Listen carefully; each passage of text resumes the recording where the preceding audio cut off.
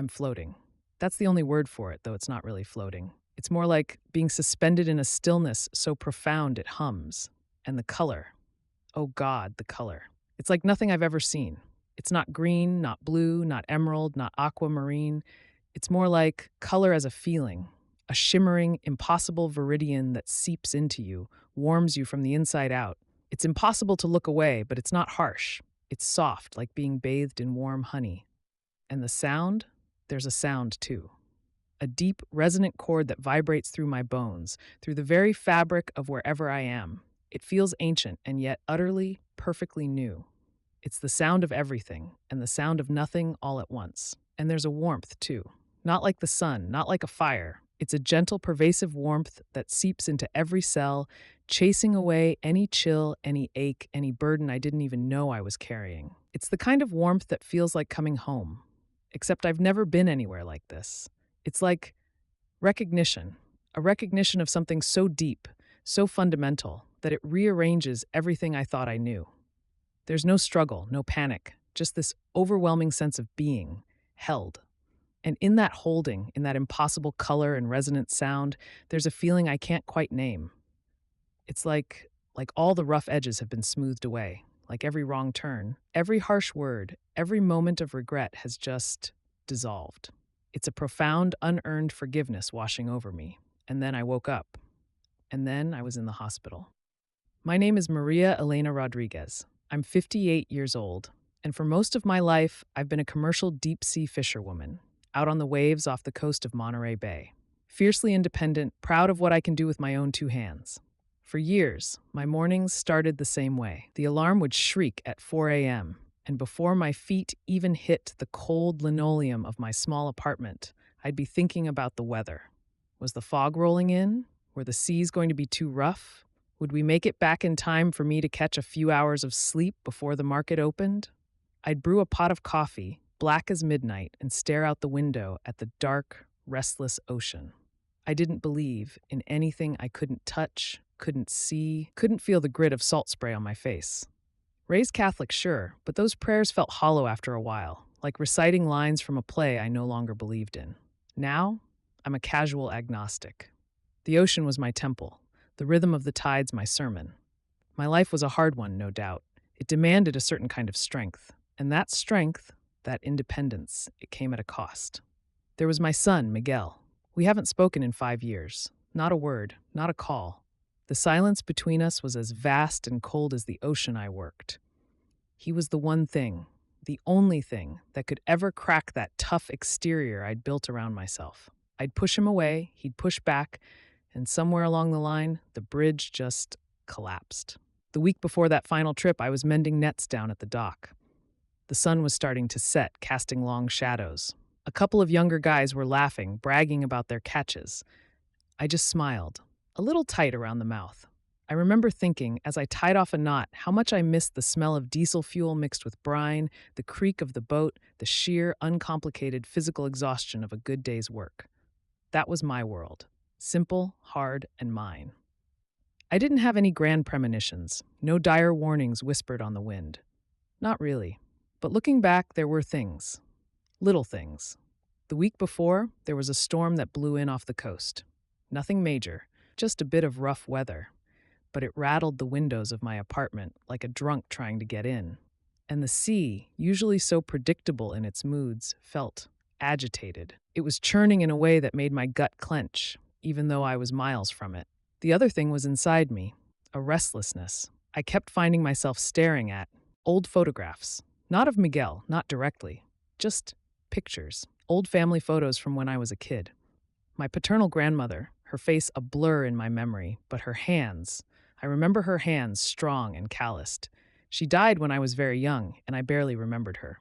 But I found myself tracing her face in one of those faded Polaroids. It felt odd, that pull. I brushed it off, of course. Thought I was just tired, the relentless schedule finally catching up with me. It's easy to dismiss these things when you're living them. You're just living. You're not looking for signs or portents. Did you have any sense, looking back, that something was coming? Not a clue. Not consciously, anyway. The night it happened, October 26th, 2023, was like any other night at sea in late autumn. We were about 40 miles off the coast, working the crab pots. The air was crisp, biting, the kind of cold that seeps into your bones, even through thick wool. There was this heavy, suffocating fog, the kind that swallows sound and light, reducing the world to the few feet around you. The waves were mostly calm, a gentle swell, but the fog, it was a physical presence. It smelled of salt and something else, something metallic and cold. You could taste it on your tongue. My crew, a small, weathered group, were all focused, moving with the practiced efficiency of years at sea. I was at the helm of the Sea Serpent, my boat, my lifeblood. The engine thrummed a low, steady rhythm, the only sound cutting through the oppressive silence of the fog. I was checking the radar, making sure we were staying clear of the shipping lanes, when it happened. It wasn't a sudden jolt, no dramatic lurch. It was more like a slow, deliberate pull. The boat seemed to just list, gently at first, then more. The engine sputtered, coughed, and died. A hush fell over the deck, broken only by the creak of the hull and the slap of water against the sides. Then, a sound that still haunts my dreams, the groaning, tearing sound of metal giving way, the boat tipping, the world tilting sideways. In the space of perhaps 5 minutes, the Sea Serpent was gone, sucked down into the black, cold embrace of the Pacific. And me? I was in the water. The shock of the icy water hitting my face was brutal, gasping for air that wasn't there. And then, the crushing, icy weight of the water filling my lungs. It wasn't a quick struggle. It was a slow, agonizing surrender. The darkness closed in, not just from the fog, but from the inside out. The last thing I felt before everything went silent was the profound, terrifying cold and the sensation of my own body giving up. My crew, they were gone too. I heard shouting, a brief cry, but the fog and the sea swallowed them whole. They told me later, much later, that I was clinically dead for about 7 minutes. 7 minutes where the monitors flatlined, where my body shut down. 7 minutes of whatever that was. And then I was elsewhere. The transition wasn't like falling through a hole or passing through a curtain. It was more like the world I knew simply dissolved. Not in a violent way, but gently, like mist burning off in the sun. One moment, I was fighting for breath, the crushing weight of the ocean in my chest. The next, I was here, this place. And the first thing I noticed before I even registered sight or sound was the absence of cold. Gone. The icy grip of the Pacific was a distant, impossible memory. There was a warmth, yes, but not the searing heat of a fire or the gentle warmth of the sun. It was a pervasive, gentle warmth that seeped into every atom of my being, like I was being absorbed into a comforting liquid. It felt like being known. The silence was profound, but it wasn't empty. It was a living silence, a resonant hum that vibrated through me, deep in my bones. It was the sound of absolute peace. And the color. Oh, the color. I don't have words for it. It wasn't a color I've ever seen on Earth. It was like looking at something that was both a color and a feeling. A shimmering, impossible, viridian, a shade of green so vibrant, so alive, it felt like it was breathing. It wasn't coming from a source, no sun, no lamp. It was just present, like air is present. Does that make sense? It was like being bathed in liquid light, light that was somehow also a color. It was beautiful, overwhelmingly so. I tried to move, to understand where I was, but there was no sense of gravity, no up or down. I was simply suspended, floating in this luminous, warm, vibrant space. And then I saw her, or rather, I felt her presence. A deep, ancient knowing washed over me, an immediate recognition that bypassed all thought. It was my paternal grandmother, the one from the faded photograph.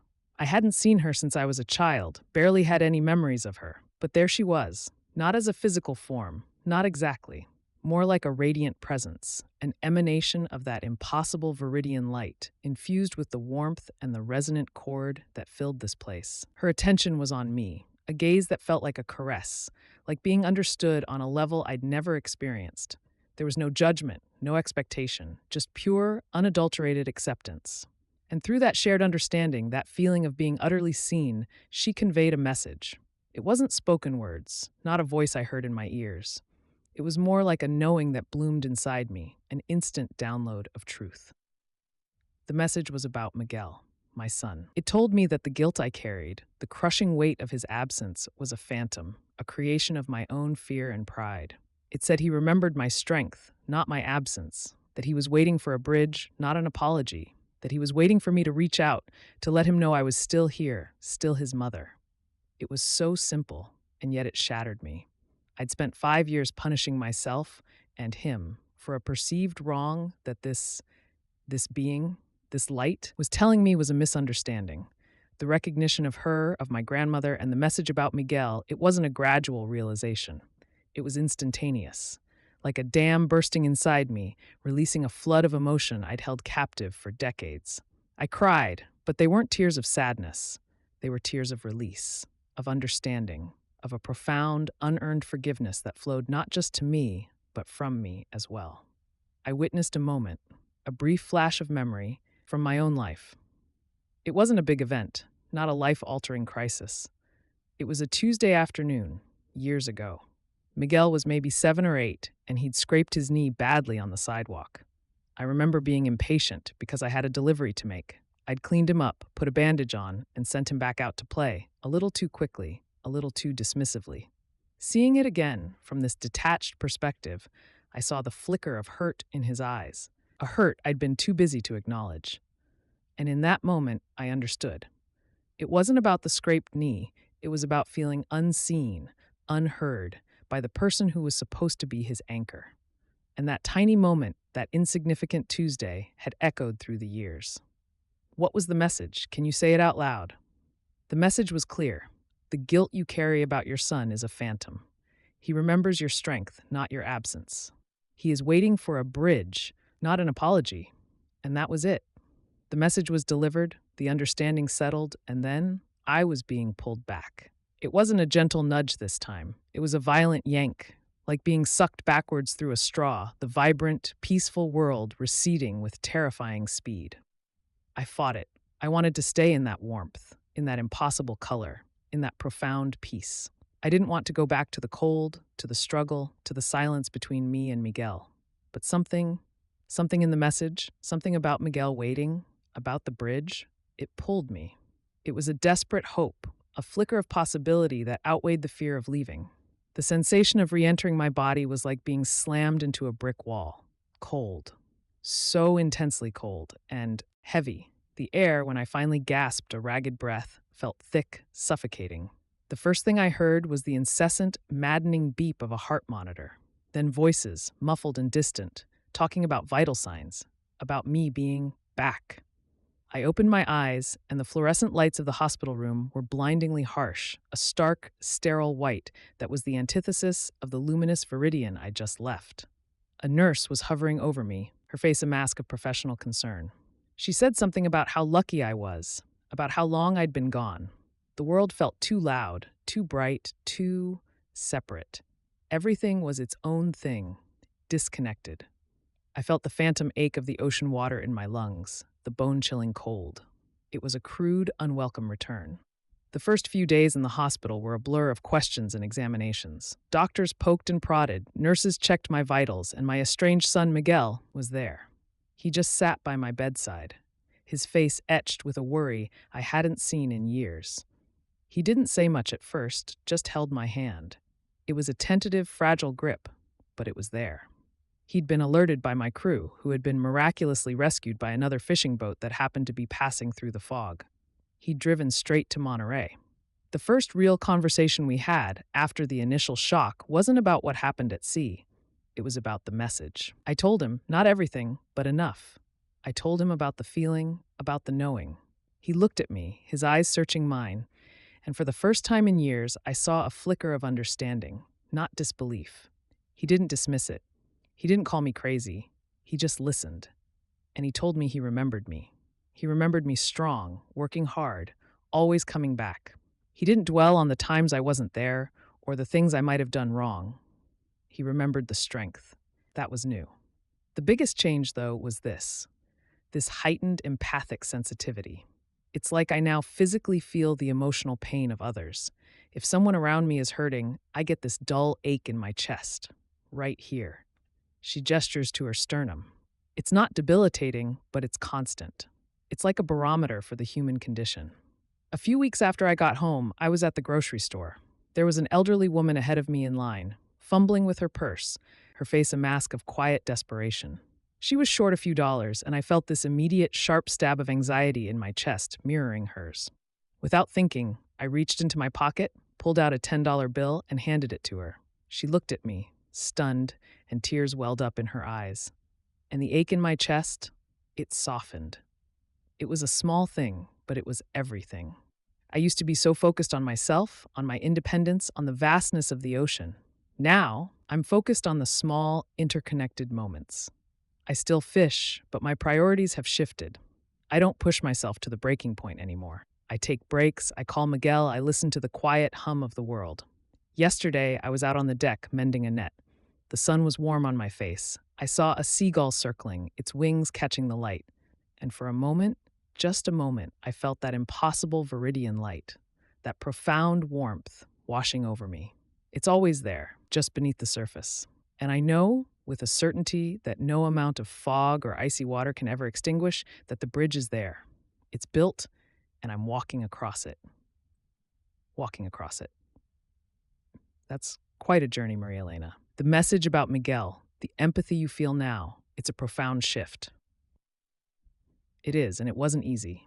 Coming back, that was the hard part. Not the dying, not the nearly drowning. That was almost a release. Coming back, that was the jolt, the stark reality. The blinding fluorescent lights, the sterile smell of antiseptic, the low hum of machines that kept me tethered to this world. My body felt like a foreign country, heavy and unresponsive. The nurses were kind, their faces a mixture of pity and professional detachment. They'd say things like, "You're a strong woman, Mrs. Rodriguez," or "We're so glad you pulled through." But they didn't understand. They couldn't. How could they? They hadn't seen the impossible viridian, felt the honeyed light, heard the resonant chord. They hadn't met my grandmother. They hadn't received a message that rearranged the very foundations of my being. The medical jargon, the charts, the endless tests, it all felt so mundane, so disconnected from the profound cosmic truth I had just experienced. Miguel's presence was a balm, though, a quiet, steady anchor in the sea of my disorientation. He'd come every day, sitting by my bedside, sometimes reading to me, sometimes just being there. The silence between us was different now. It wasn't the cold, vast silence of estrangement. It was a comfortable, breathing silence, filled with unspoken understanding. He'd bring me coffee, black as I liked it, and sometimes he'd tell me about his day, about his work. Small talk, mundane details, but to me, it was everything. It was a reconnection, a slow, delicate weaving of threads that had been frayed for too long. One afternoon, a few days after I'd been moved from intensive care to a regular room, he was telling me about a difficult client at his law firm. He was getting agitated, his voice tightening, and I felt it. That dull ache in my chest, starting as a whisper and growing into a low thrum. It was his frustration, his anxiety, manifesting in my own body. I reached out and touched his hand. "It's okay, Mijo," I said, my voice raspy. "It'll work itself out." He looked at me, surprised by the immediate, almost instinctual understanding. He'd always seen me as the stoic one, the one who handled things, who never showed weakness.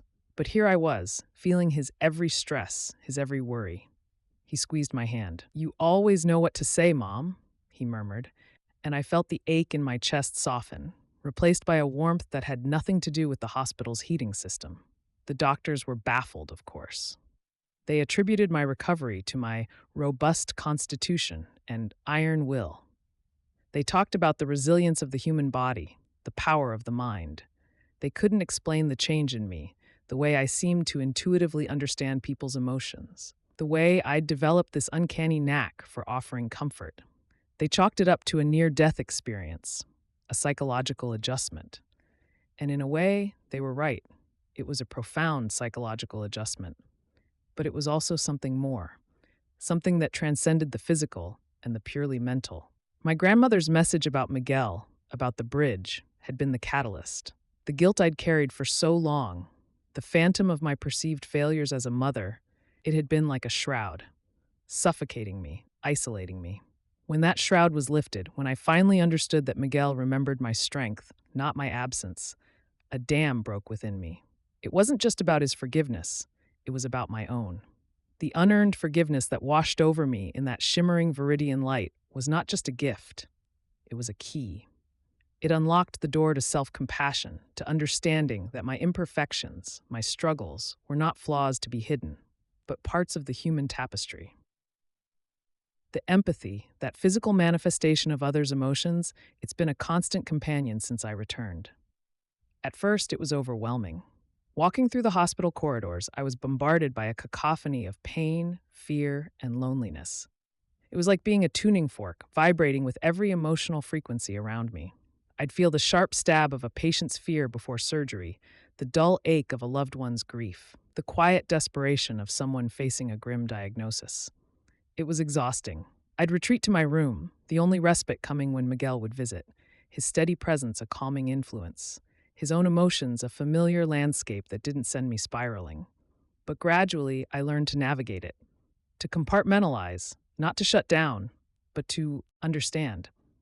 I realized that this empathy wasn't a curse, it was a tool, a way to connect, to offer solace, to truly see people in their vulnerability. It made me a better fisherwoman, too, in a strange way. I'd always been attuned to the moods of the sea, the subtle shifts in the wind, the behavior of the fish. Now, I was attuned to the moods of people. I could sense when a crewmate was struggling, not just with a tangled net, but with something deeper. I could offer a word of encouragement, a shared glance of understanding that went beyond the practicalities of the job. The old Maria Elena, the fiercely independent, proud woman who kept everyone at arm's length, she's still there, but she's softened. Her edges have been smoothed, not by force, but by a gentle, pervasive warmth that seeped into her soul. The cynicism that had hardened me over the years has begun to melt away, replaced by a quiet gratitude.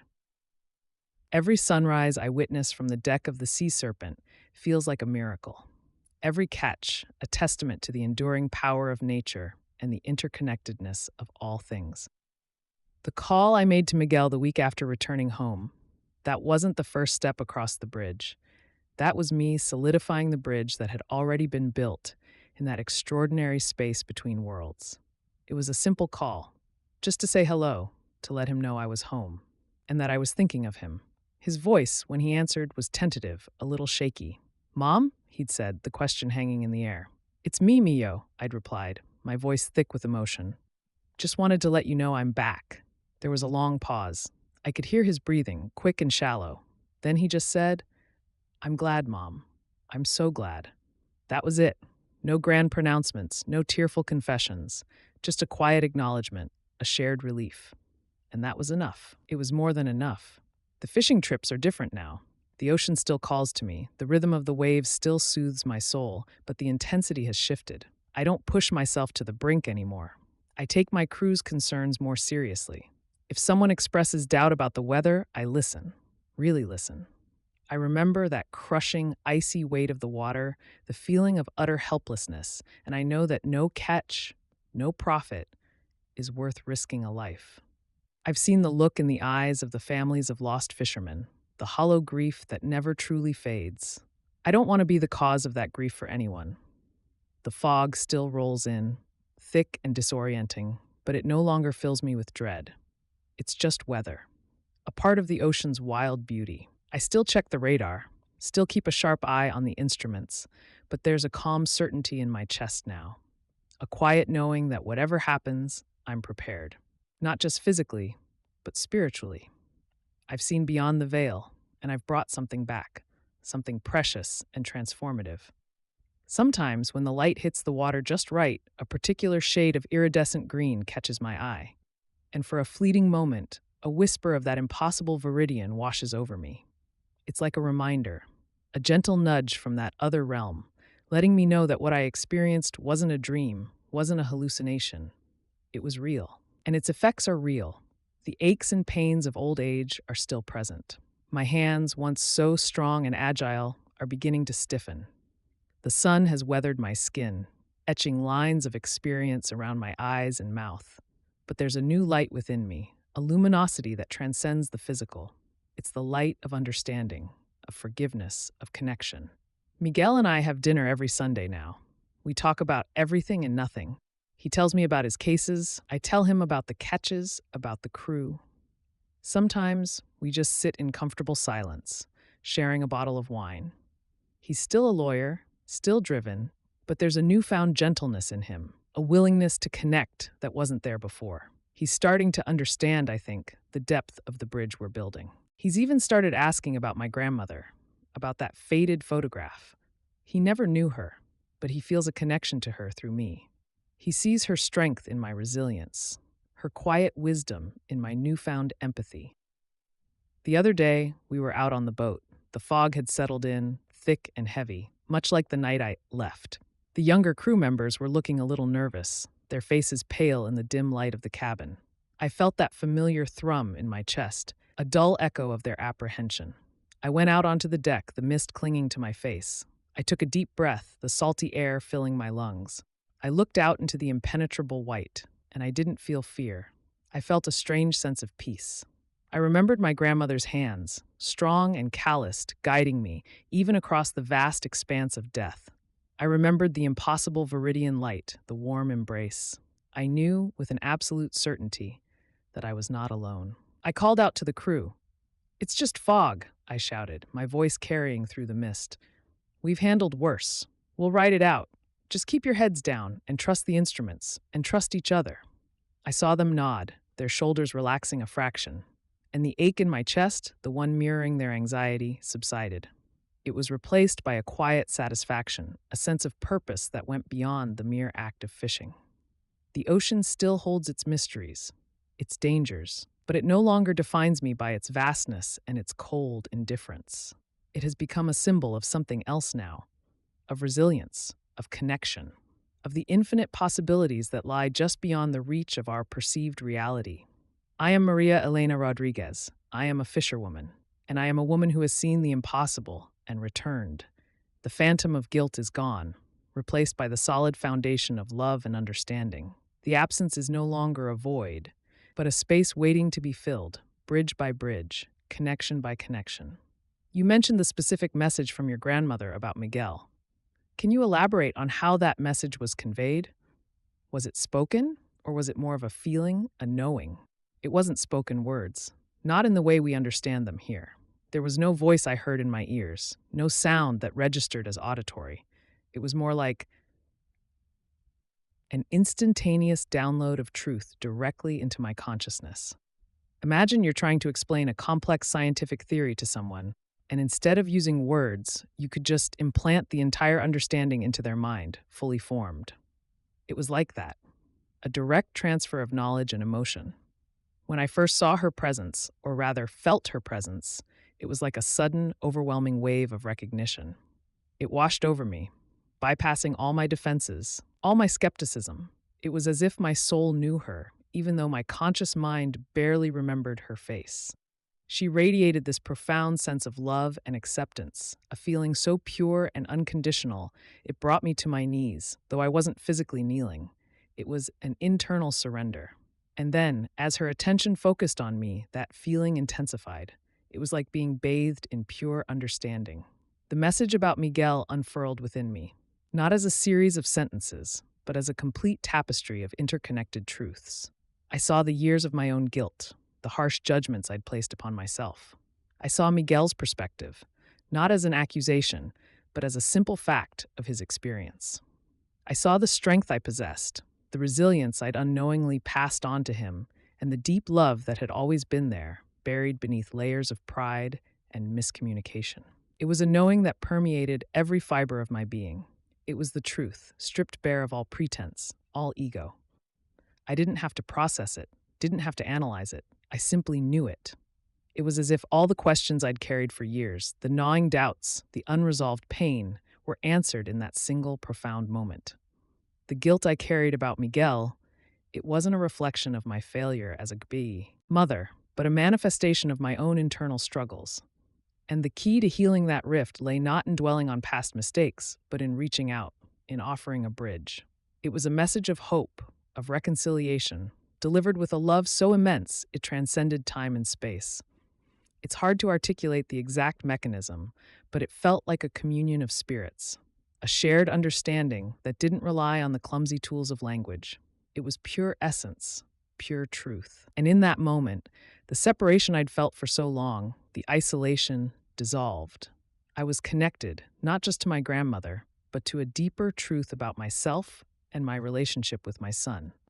It was the most profound conversation I've ever had, and it happened in complete silence. And the empathy you feel now, this physical ache, how does that manifest on a daily basis? Can you give another example beyond the grocery store? It's subtle most of the time, like a background hum that's always present. It's more noticeable when someone is experiencing intense emotions. For instance, the other day, Miguel was telling me about a case where he was defending a young man who had made some serious mistakes, but who genuinely wanted to turn his life around.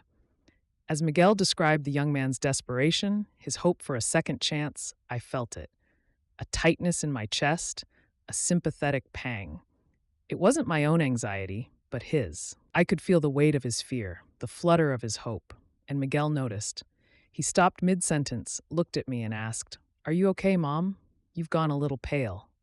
I just smiled and said, "I'm fine, mijo. Just listening. You're making a real difference for that young man." He smiled back, a genuine, heartfelt smile, and for a moment, the ache in my chest softened, replaced by a shared sense of relief and accomplishment. It's like I'm a barometer for the emotional well-being of those around me. It's not always about negative emotions, though. When someone is truly happy, truly joyful, I feel a lightness in my chest, a corresponding warmth. It's like a shared resonance. I saw a young couple getting married down at the harbor last week. They were radiating pure bliss, and I felt this effervescent joy bubble up inside me. It was light, airy, and made me smile uncontrollably. The officiant, a gruff old sailor, gave me a quizzical look, but I couldn't help myself. Their happiness was infectious. Sometimes it's more complex. I might feel a blend of emotions from someone. A mother who is worried about her child, but also incredibly proud of their achievements. I feel both the tightness of her worry and the warmth of her pride, a dual sensation that's both challenging and illuminating. It's taught me so much about the layered nature of human experience, the way we can hold so many conflicting feelings at once. The hardest part initially was when I encountered someone in deep, unacknowledged pain. The kind of pain that's buried so deep, they don't even realize it's there. That's when the ache can be the most persistent, the most confusing. It took me a while to understand that I couldn't fix everyone's pain, that my role was to acknowledge it, to offer compassion, and sometimes just to be a silent witness. It's a constant learning process, a continuous unfolding of understanding. It's like I've been given a new set of senses, a new way of perceiving the world, and I'm still learning how to interpret all the new information. But it's a gift, a profound gift, even with its challenges. It's made me a more compassionate, more understanding person. It's made me a better human being. You mentioned that you still fish. How has your relationship with the sea changed? Is it still your sanctuary, or has it become something else? The sea, it's always been a part of me. It's in my blood, in my bones. Before it was my sanctuary, yes, but also my battleground. I fought the elements, I fought the tides, I fought to make a living from its bounty. It was a place of hard work, of solitary reflection, of fierce independence. It was my kingdom, and I was its queen, ruling with an iron fist. Now it's different. The sea is still my sanctuary, but it's a different kind of sanctuary. It's no longer about proving myself, about asserting my dominance. It's about communion. It's about respect. I still feel that pull, that deep connection, but it's laced with a profound sense of awe and gratitude. I see the ocean now, not just as a source of sustenance, but as a living, breathing entity. I feel its power, its majesty, its raw, untamed beauty. The fog, that same fog that played such a critical role in my passing, is no longer an enemy. It's a mystery, a veil that conceals and reveals, that transforms the familiar into the ethereal. When the fog rolls in now, I don't feel the dread of being lost. I feel a sense of quiet anticipation. I know that within that swirling mist, there are unseen currents, hidden wonders, and a profound silence that echoes the silence I experienced in that other realm. My crew, they've noticed the change too. They used to see me as the tough, no-nonsense captain, always pushing for more. Now they see me as someone who listens, who understands. I still lead, of course, but it's a different kind of leadership. It's more collaborative, more empathetic. I encourage them to share their concerns, to voice their doubts, and when they do, I don't dismiss them. I acknowledge them. I validate them. I've learned that true strength isn't about never showing fear, but about facing it and moving forward with courage and compassion. The fishing itself is still demanding, still physically taxing, but my focus has shifted. It's not just about the haul anymore. It's about the experience. The smell of the salt in the air, the feel of the spray on my face, the cry of the gulls overhead. These are the things that nourish me now. These are the elements that remind me of that impossible viridian light, of that pervasive warmth. There are moments out on the open sea when the sun is setting or the stars are brilliant in the night sky, when I feel that familiar pull, that faint echo of that other realm. It's not a longing to return, not a desire to escape. It's a reminder, a gentle whisper from the universe, letting me know that the connection is still there, that the bridge I walked across is still standing, and that the lessons I learned are not confined to that extraordinary experience, but are woven into the very fabric of my everyday life. The ocean has given me so much. It has tested me, humbled me, and ultimately transformed me. It's a constant reminder of the vastness of existence, the mysteries of life and death, and the enduring power of love and forgiveness. It's my sanctuary, my teacher, and my constant companion. And I wouldn't trade a single drop of its salt water for anything in this world, even if it once tried to claim me. You said that the crushing, icy weight of the water filling your lungs was the last thing you felt before everything went silent. And then you woke up in the hospital. Can you describe the transition back into your body? What was that like, physically and emotionally? The transition back, it wasn't like waking from a peaceful sleep. It was more like being violently ejected from a warm, loving embrace and slammed into a cold, unforgiving reality. There was no gradual return, no slow reacquaintance with my physical form. It was an instantaneous, brutal re-entry. The last sensation I registered before the silence was the absolute suffocating pressure of water in my lungs. It was an all-consuming, agonizing sensation. And then, nothing. Utter blackness, utter silence. It wasn't a peaceful void. It was the absence of everything. It was the absence of self. And then, with a force that felt like an explosion, I was back. The first thing that hit me was the cold.